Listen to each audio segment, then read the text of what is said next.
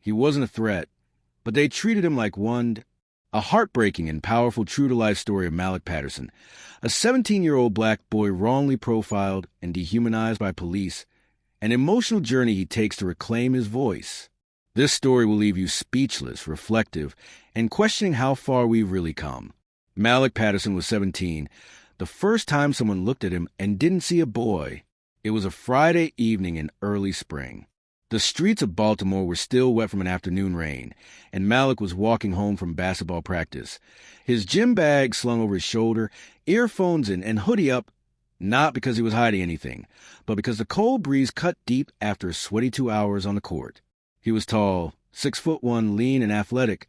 His skin was deep brown, like dark cedar soaked in sunlight. His eyes always carried an alertness, a kind of gentle fire. People who knew Malik would describe him as respectful, quiet, and kind to a fault. He was the type of kid who would carry groceries for elderly neighbors or hold the door open for anyone, even when they didn't say thank you. But none of that mattered when the police cruiser slowed beside him. He didn't notice them at first. His headphones drowned out everything except Kendrick's voice. But the flash of red and blue caught in the corner of his eye. The car pulled up fast. 2 white officers jumped out before it had fully stopped. "Show me your hands." Malik froze. He didn't even know they were talking to him.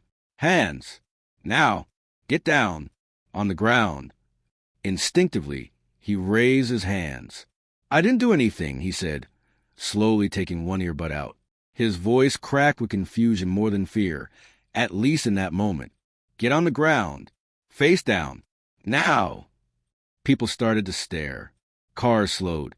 A woman across the street pulled out her phone. Malik looked around, bewildered. "What's going on?" That was the wrong answer. An officer rushed toward him, grabbed his arm, and twisted it behind his back. Malik winced.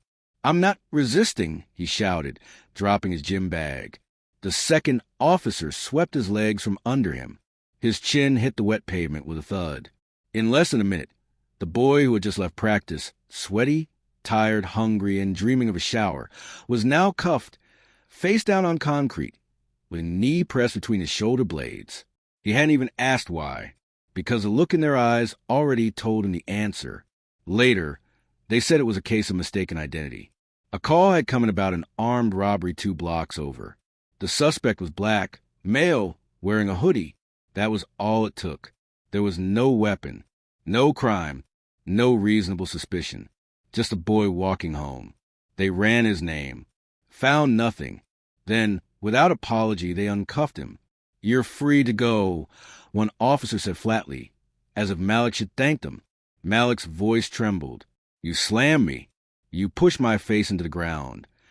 File a complaint if you want," the other muttered, already turning back toward the cruiser. They drove off, left him there, soaked in shame and silence. Malik didn't tell his mother right away. Not because he didn't want to, but because he didn't want her to carry that pain.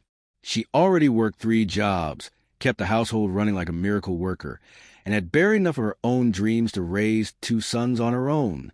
He didn't want to add fear to her list, but the silence crept into him. It sat heavy in his chest, a weight he carried everywhere. At school, he didn't talk much. At practice, he faked his smiles. Only his little brother, Isaiah, noticed. "You okay?" Isaiah asked one night as they lay on their shared bunk bed. Malik stared at the ceiling. "Yeah," he lied. "Just tired." But the truth was, he wasn't just tired. He was changing. The world had redrawn the borders of his innocence.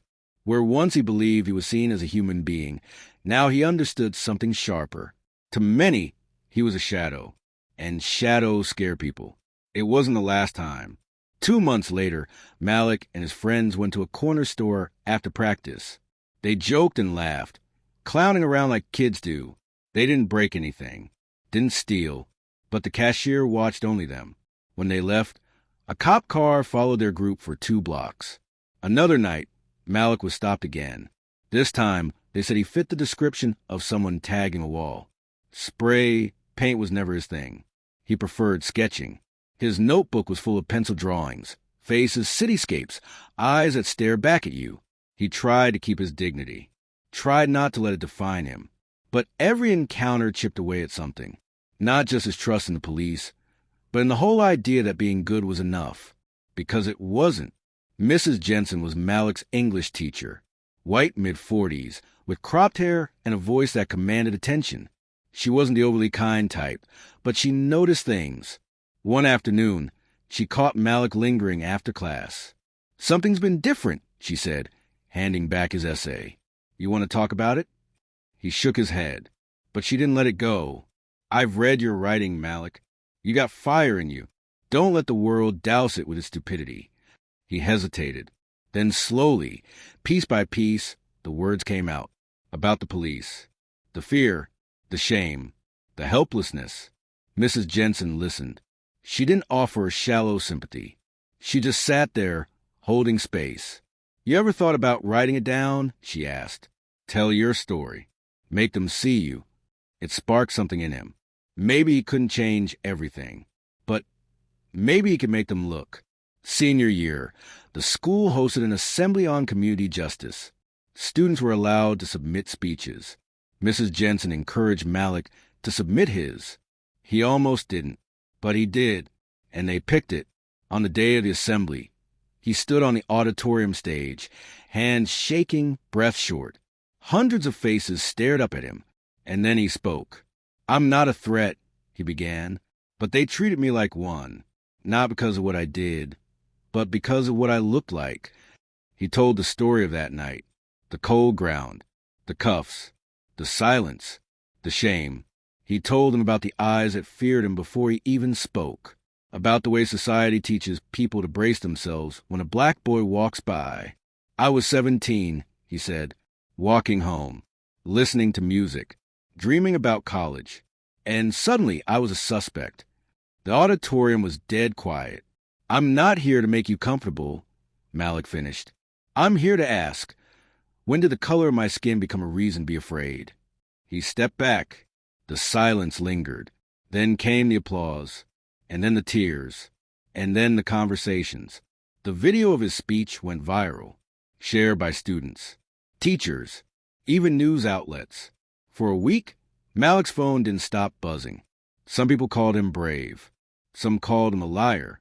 One anonymous email said, "If you didn't dress like a thug, maybe you wouldn't get treated like one." But Malik wasn't shaken. He knew who he was. The Baltimore Police Department issued a vague statement about community relations, but no officer was disciplined. Malik didn't expect justice, not right away, but he'd learned that sometimes speaking the truth was a first step, not just for him, but for every kid walking home, hoodie up, heart open, and eyes wary. Malik graduated that year with honors. He went on to study journalism at Howard University. He wrote stories that mattered. He interviewed kids like him. He put their truth into the world, one sentence at a time.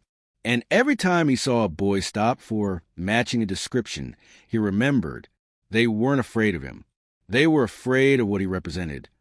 Unapologetic blackness, presence, power. And it wasn't Malik who needed to change. It was a lens through which he was seen. Subscribe for more raw, real, and powerful stories that shine light on injustice and hope. Don't forget to like, comment, and hit the bell icon to never miss a new upload.